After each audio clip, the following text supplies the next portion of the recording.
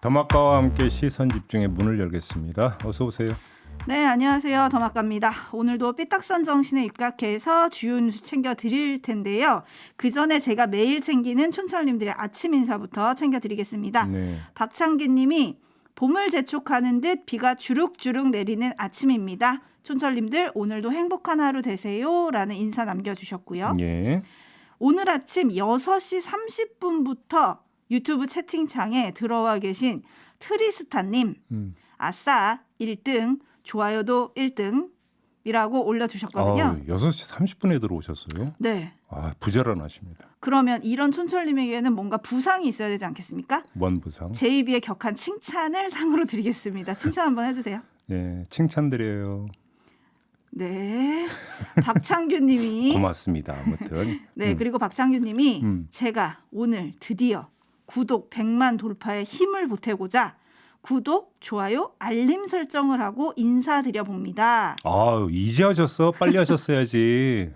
진짜 100만 고지가 지금 눈앞에 있습니다. 그렇죠? 네, 지금 네. 89만 1000명인데요. 네, 지금 이 방송을 듣고 계신 우리 촌철님들 가운데 구독 버튼 안 누르고 지금 듣고 계신 분들 자나깨나 불조심. 그렇죠? 자나깨나 구독 조심. 혹시 내가 구독을 안 누르고 혹시 듣고 있을 수도 있거든요. 저번에 한번 그런 일이 있었습니다. 제가 한번 말씀을 드렸더니 아차 하시는 분들이 상당히 많이 계셨거든요. 아마 지금도 많이 계실 것 같은데 자 홀가분한 마음으로 들으면 좋은 거 아니겠습니까? 그럼요. 구독 버튼 누르시고 자 일단 누르시고 네. 그다음부터 귀를 여시면 될 것 같습니다. 그렇죠. 그러면서 박창규님이 덧붙여 주신 말이 있는데 제 입이 얼굴을 뵙는데 눈 주변이 어두운 건 안경 탓인가요? 세상 탓인가요? 원래 다크서클이 있어요. 네. 건강 챙기면서 시선 집중하세요. 그리고 더마까 제 입이 좀 그만 괴롭히세요 라고 해주셨는데 네, 그 말도 맞아요. 요건 좀 오해입니다. 제 캐릭터가 원래 이렇게 설정이 돼 있어요. 촌철님들 저는 원래 굉장히 착한 사람이고요. 아이고 네. 네, 그렇습니다. 네. 자, 뉴스와 분석이 함께하는 JB타임즈 오늘 주목할 뉴스들 챙겨드리겠습니다. 주목할 첫 번째 뉴스 어떤 건가요? 국민의힘 대표 경선 컷오프 결과가 오늘 오전 10시에 발표가 되죠. 네. 이 규정상으로는 순위 그리고 득표율은 공개하지 않고 통과자만 가나다 순으로 발표를 한다고 하는데 벌써 잡음이 나왔습니다. 그러니까요. 어제 안철수 후보 쪽이 당 선관위에 공문을 보내서 크게 반발한 게 있었는데 어제 펜앤마이크가 보도한 내용이 있었습니다. 펜앤마이크는 정치권 관계자의 말을 전하면서 당원 여론조사에서 김기현 후보가 1위를 했고 과반에는 미달됐다. 이런 요지의 보도를 내놨거든요. 그러니까 며칠 전에 초반 싸움이 과열되는 이유 중에 하나가 컷오프 순위 때문일 거다 이런 얘기를 했는데 네. 현실화가 되고 있는 건가요? 그러니까 한번 보죠. 자, 지금까지 지지자를 대상으로 한 여론조사 결과는 숱하게 많이 있었습니다. 하지만 뭐 그거 별로 믿을 거 못 된다라는 주장도 함께 따라붙었죠. 왜겠습니까? 당원이 아니고 지지자이고 그다음에 당원의 지역별 분포가 아니라 국민의 지역별 분포에 따라서 표본을 수집했기 때문 아니겠습니까? 네. 그러니까 실제 당신과 다르다 이 여론조사 결과는 이런 주장을 했고 그럴 여지도 분명히 있었어요. 하지만 컷오프는 얘기가 전혀 다르게 되죠. 책임당원 6,000명을 대상으로 실시한 여론조사이기 때문에 뭐 이거 믿을 거 못 된다는 얘기는 전혀 성립이 안 되는 거 아니겠습니까? 오히려 우세를 넘어서 대세를 앞세울 근거가 컷오프 결과일 수가 있는 겁니다. 이처럼 민감한 문제인데 관계자가 비공개 사항을 언급했다고 하니 거기다가 하루 진행된 거 이틀 동안 하는 건데 하루 진행된 다음에 그거를 뭐 누가 1등인데 뭐 과반에는 뭐 미달했네 이런 이야기를 하니까 안철수 후보 쪽에서 발끈할 수밖에 없는 것이죠. 문제는 여기서 발생하는 게 두 가지인데요. 펜앤마이크가 보도한 게 실제로 맞는지 이걸 지금 검증할 방법이 없다는 거 아니겠습니까? 그러니까요. 이게 첫 번째 문제인데 안철수 후보 쪽은 여론조사도 끝나지 않은 상태에서 결과에 영향을 미칠 수 있는 내용을 발설했다 이렇게 반발을 하고 있는 거고 이거는 설득력이 분명히 있는 주장인 거죠. 최소한 여론조사가 완료되지 않은 상태에서 나온 것만은 객관적인 사실이니까. 근데 더 큰 문제는 다음인데요. 과연 이런 누설이 원천적으로 차단될 수 있냐는 겁니다. 아마 어려울 것이다. 저는 그렇게 보는데요. 오히려 게릴라식으로 그리고 비공식적으로 카더라가 넓게 유포될 가능성이 높다. 그리고 이건 가능성이 아니라 지금까지 숱하게 경험했던 바다라는 겁니다. 그런 점에서 본질적으로 따져봐야 되는 문제가 있는데요. 이건 비단 국민의힘만이 아니라 다른 정당도 마찬가지인데 컷오프 결과를 공개할 때 순위와 득표율을 공개하지 않는 게 하나의 관례처럼 됐었거든요. 근데 이게 꼭 좋은 방법이냐? 이걸 한번 좀 공론에 붙여야 되는 거 아니냐라는 생각도 좀 들긴 해요. 왜 그러냐면 순위와 득표율을 공개하면 결선에 영향을 미칠 수 있다라는 점을 우려해서 아마도 그러니까 공개를 하지 않는 것 같은데 그런데 차라리 그러니까 순위와 득표를 공개하면 이건 객관적인 사실이니까 그게 설령 어떤 결선의 게임 환경을 조성을 한다 하더라도 객관적 근거를 가지고 조성을 하니까 그나마 괜찮은데 공개를 하지 않은 상태에서 그 어떤 누군가가 내지 어떤 세력이 음모적으로 그리고 공작적으로 누가 1등이고 득표율이 어떻다라는 것을 만약에 조직적으로 유포를 한다고 가정을 해보세요. 그러면 그 게임 환경은 어떻게 되는 겁니까? 아주 안 좋은 게임 환경이 되는 거죠. 그렇죠. 이런 부작용을 이제 충분히 검토할 때가 되지 않았느냐. 이 정당 저 정당 다 막론해서 드리는 말씀인데요. 그러면 아예 컷오프 순위랑 이런 걸 공개하자? 뭐 그럴 수도 있는 거 아니겠습니까? 그게 오히려 더 명확할 수도 있다. 어차피 제가 볼 때는 공개 안 한다고 해서 얘기가 안 도는 게 아니다 해서 제 그러니까요. 얘기는 시작이 되는 거예요. 그러게 사실. 말입니다. 예. 역풍이다님이 누가 일부러 유출한 것 같은데요. 그 누구가 누굴까? 하문철님은 이런 추측을 해주셨어요. 급한 사람. 에라이님은 투표가 끝나기 전에 나왔다는 게 더 큰 문제 아닌가요? 라고 물어주셨고 그러니까요. 수영님은 영수님이구나. 영수님은 관계자의 시대인가요? 모든 뉴스가 다 관계자의 입에서 나오고 있다. 이런 얘기 해주셨고 슈팅스타님은 경선이 개그 프로를 위협하더니 이제는 스릴러물 드라마, 영화도 위협하기 시작하는 것 같습니다. 추리물을 겸하고 있죠. 그러니까요. 네. 그래서 뭐 여기서 가장 관심은 컷오프를 통과할 4명이 누가 될 거냐. 당대표의 경우 4명까지 지금 컷오프가 되니까요. 예. 누가 될 거냐. 이게 지금 초미의 관심인데 네. 누가 될까요? 라고 제가 물어도 JB는 전망을 안 하겠죠. 네. 승리를 장담하는 주자들의 이야기를 잠깐 들어보시죠. 어떻게든 우리 많은 책임당원들이 저 김기현에 대한 지지를 보내주실 수 있도록 저는 최선을 다해서 뛸 것입니다. 압도적으로 이길 수 있을 거라고 저는 확신합니다. 직접 당협들을 여러 곳을 다니면서 그런 현장의 그런 열기들을 많이 확인할 수 있었습니다. 저는 분명히 천하람의 별의 순간이 올 것이고 그게 저희 당원들, 저희 국민들의 60% 이상의 지지를 얻는 중요한 계기가 될 거다라고 생각합니다. 예. 네, 1위보다 4위가 더 치열하다 이런 말이 있는데 마지막 들으신 음성이 천하람 후보거든요. 근데 왜 3명 후보만 목소리만 전했어요? 왜냐하면 지금 언론에 가장 관심을 받고 계신 분들인데요. 그러니까 죄송합니다. 나머지 후보님들. 나머지 한 명을 지금 모르니까 3명을 지금 그렇죠. 3명 목소리만 뽑은 거죠. 그렇죠. 저도 전망은 못해요. JB가 못하는 걸 제가 어떻게 합니까? 네. 근데 어제 밝혀진 바에 따르면 일단 역대 사상 최고의 84만 명 규모의 당원들이 투표를 한다는 거 아닙니까? 네. 그동안 선거인단 명부가 굉장히 궁금했는데 연령별, 지역별 분포가 어떻게 돼 있는지 조금 나왔거든요. 어제 나왔죠. 공개가 됐죠. 네, 수도권 비중이 줄었고 수도권 비중이 늘었고 영남권 비중이 조금 줄었습니다. 영남이 대략 한 40, 수도권이 한 38 이쯤 되더라고요. 네, 그리고 2030 세대 비율은 조금 늘었고 50대 이상은 조금 줄었지만 여전히 비중은 50대 이상이 조금 많다. 이런 얘기인데 요런 게 좀 어떻게 변화에 영향을 줄지 요거 전망은 가능하지 않으세요? 그러니까 영남권의 비중이 늘고 수도권의 비중이 늘었다라고 한다면 거기서 또 한 가지 젊은 층의 비중도 늘었다라는 거잖아요. 이렇게 놓고 본다면 이른바 비윤 당심의 퍼센티지가 비례해서 늘지 않았느냐라는 어떤 추론이 가능한 거거든요. 그것이 그런데 중요한 것은 분산이 되느냐 결집이 되느냐. 그러니까. 또 이 문제가 있는 것이겠죠. 궁금합니다. 그러니까 단순히 어느 지역에서 얼마큼 늘었다가 돼서 그래서 어느 후보한테 유리하다. 이렇게 바로 연결짓는 건 약간 단순한 접근일 수도 있죠.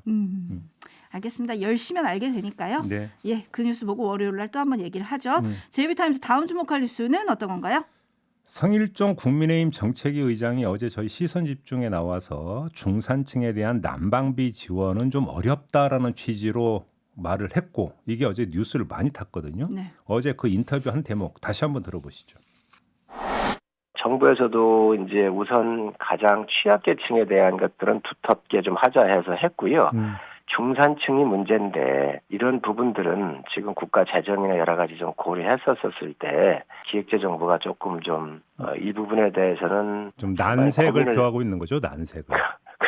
그렇습니다. 근데 대통령이 직접 중산층과 서민이라고 특정해서 언급한 바가 있지 않습니까? 그런데도 기재부가 난색을 표하고 있는 겁니까?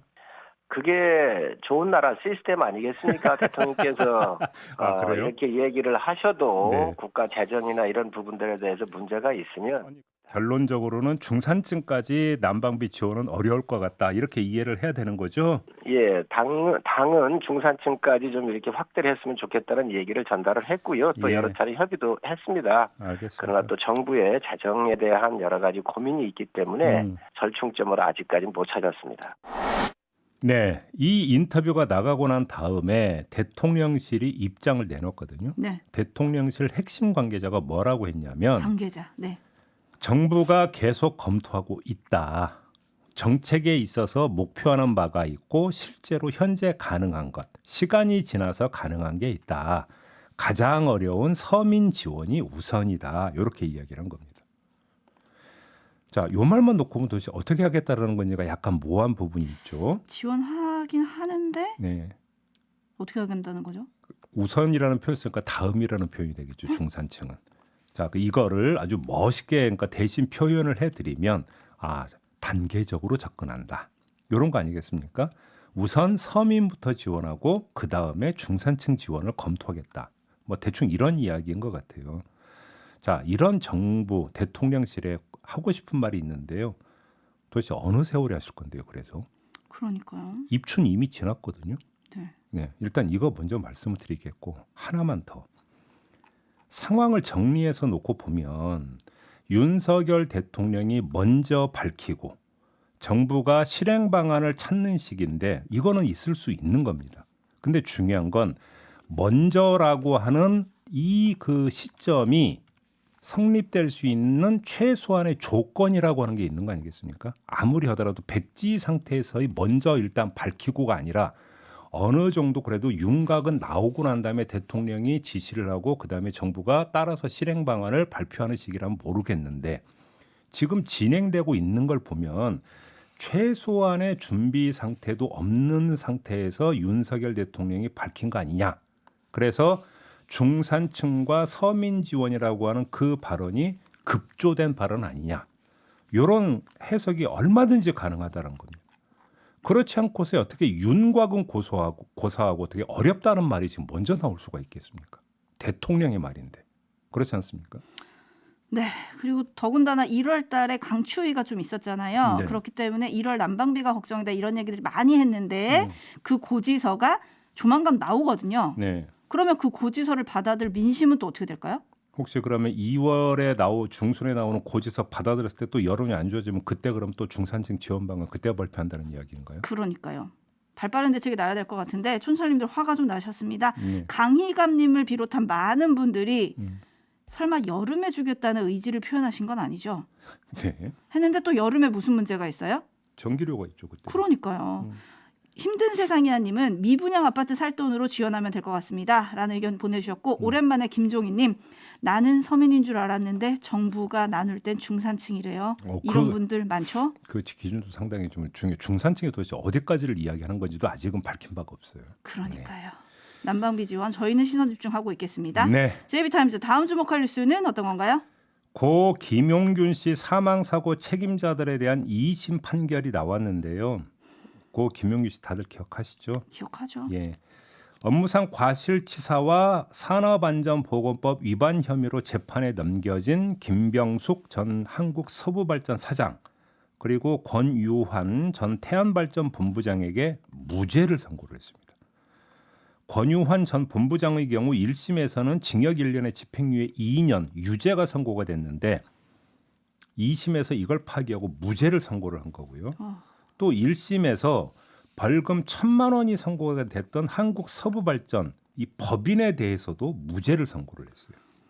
다만 고인이 소속돼 있던 하청업체인 한국발전기술의 백남호 전 사장에게만 금고 1년에 집행유예 2년을 선고를 한 건데 간단하게 정리해드리면 원청에겐 무죄, 하청에게만 유죄를 선고했다. 이렇게 정리하면 될 것 같습니다. 네, 지금 JB가 무죄라는 단어를 할 때마다 제 온몸에 약간 소름이 돋는데 왜 이런 판결이 나옵니까? 자, 2심 재판부의 판결 이유는 이런 겁니다. 그러니까 한 대목을 그대로 읽어드리면 고인의 채용 및 근무에 관해 서부발전이 직접적으로 관여한 사항은 없고 서부발전 측의 요청이나 지시감독 행위가 있긴 했지만 이는 계약의 목적을 달성하기 위해 지시 가능한 범위 내에서 또 용역 업무의 원활한 수행을 위해 이뤄진 것이지 피해자가 종속돼 근로를 제공했다고 보긴 어렵다.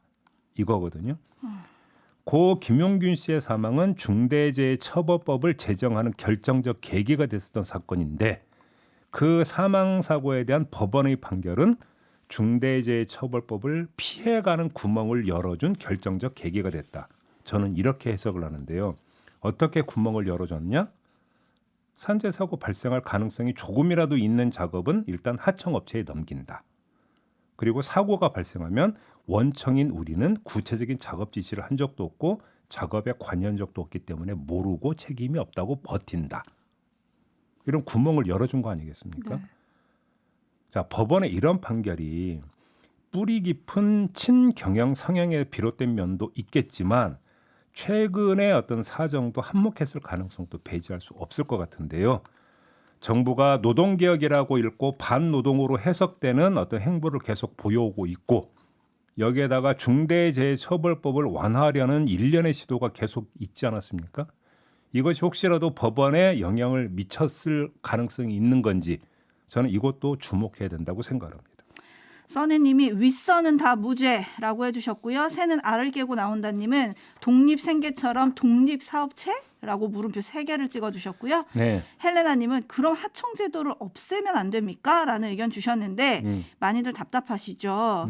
특히 이게 힘이 진짜 쭉 빠지는 판결이었는데 이분은 어땠을까요? 김용균 씨의 어머니시고 지금 현재 김용균 재단의 대표를 맡고 계신 김미숙 대표가 재판 뒤에 이런 말을 했습니다. 들어보시죠. 사실 오늘 여기 올 때 약간의 희망을 갖고 왔습니다. 그래도 조금은 나아질 거라고 희망을 갖고 왔습니다.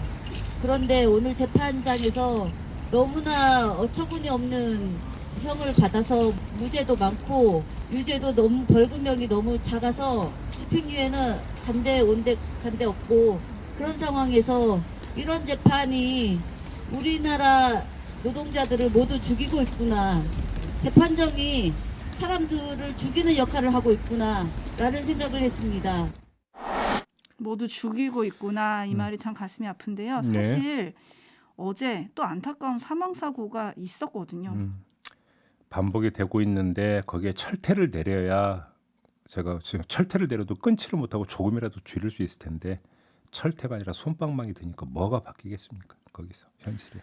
아 정말 한숨 나는 뉴스였고요. 네. 제비타임즈 다음 주목할 뉴스는 어떤 겁니까? 시간이 짧게만 전해드려야 될 것 같은데 118명의 우리 긴급 구호대가 튀르키예 지진 피해 현장으로 가지 않았습니까? 가자마자 90분 만에 70대 남성을 구조를 했고요. 이어서 2살 배기 여자아이와 40대 그 아버지도 구조하는 등 모두 5명을 구조를 했다고 합니다. 뭐 사실 내세울 일은 아니죠. 네. 하지만 기쁜 일인 건 분명하지 않겠습니까? 그럼요. 단 한 명의 생명이 얼마나 소중한데요. 그런 생명을 구했다라고 하는 것은 분명 기쁜 일인데 근데 이 우리 구호대에 낯익은 얼굴이 있다고 합니다. 누구죠? 코로나 초기 국면에 대구에서 아주 열심히 그 일을 했던 분 가운데 콧등에 밴드 붙였던 그 주인공 기억하십니까? 사진 예. 이게 이제 그 김혜주 육군 대위인데 이분도 이번 또 긴급 구호대에 또 포함이 돼서 현지에 갔다고 하네요. 지금 이제 사진이 나오고 있는데 바로 그러니까 사진 기억하시는 분들이 많이 있을 텐데 이렇게 재난 현장, 참사 현장에서 함께 하시는 분들이 있기 때문에 우리가 희망을 놓지 않는 거 아니겠습니까? 박수를 보내드리고 우리도 비록 현장에 가지 못하더라도 뭔가 십시일반의 마음으로 함께할 수 있는 게 뭐가 있는지 이거 좀 찾아봤으면 좋겠다. 이런 말씀을 좀 드리고 싶네요. 네. 자, JB타임즈 이렇게 마무리하고 더마과와는 인사 나누겠습니다. 수고하셨어요. 고맙습니다.